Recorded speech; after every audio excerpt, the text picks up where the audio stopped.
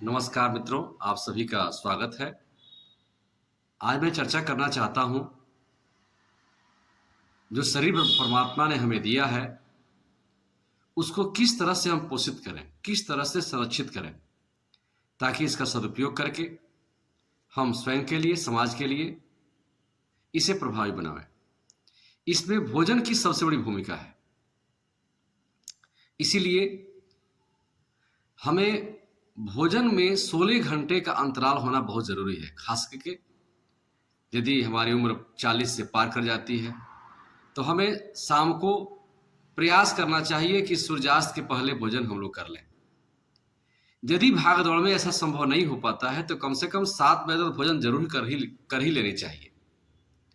भोजन सात्विक हो, पाचन युक्त हो, तेल मसाले से दूर हो, और भोजन करना भी है तो भोजन जमीन पर बैठ के करना है। इसका मतलब ये हुआ कि आराम से चुका मुका होकर बैठ जाइए। बैठने के बाद से थाली भी धरती पर ही रहनी चाहिए।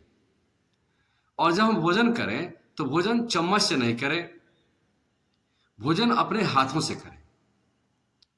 क्योंकि जैसे ही हाथ हमारा जाता है भोजन पर, तुरंत परमात्मा की ऐसी बनाई हुई व्यवस्था है कि हमारा जो शरीर का जो सिस्टम है वह एक्टिवेट हो जाता है कि मुझे ये भोजन आ रहा है, और उसके अनुसार अपने आप को तैयार कर पाता है।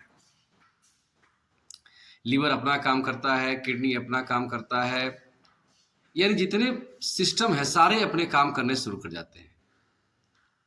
एक बात और कहना चाहता हूं कि भोजन करने के 45 मिनट पहले आप जल ग्रहण करें, और भोजन करने के 45 से 50 मिनट पश्चात भोजन को ग्रहण करें।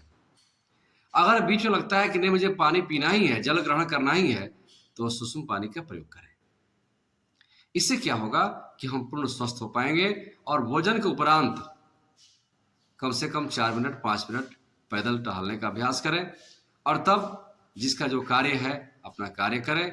पूरा सोने का मौका दें और भोजन को पचने का मौका दें। इससे क्या होगा कि आपका शरीर स्वस्थ हो जाएगा। यदि आप सुबह शाम को और मान लीजिए 7 बजे भोजन कर लेते हैं, तो आराम से 10 बजे तक भोजन करेंगे तो कोई दिक्कत आपको नहीं होगा।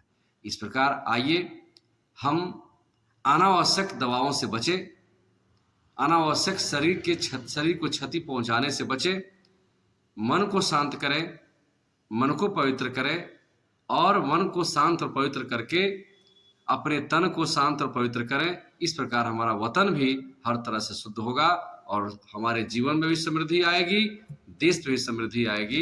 इन्हीं शब्दों के साथ पुनः मैं किसी खास उपाय के साथ आप सबके साथ उपस्थित होऊंगा। यदि यह वीडियो अच्छे लगे तो आप सब इसे लाइक करें, सब्सक्राइब करें और इसे आगे भी बढ़ाएं। तब तक के लिए नमस्कार। ओम भारत माता की जय।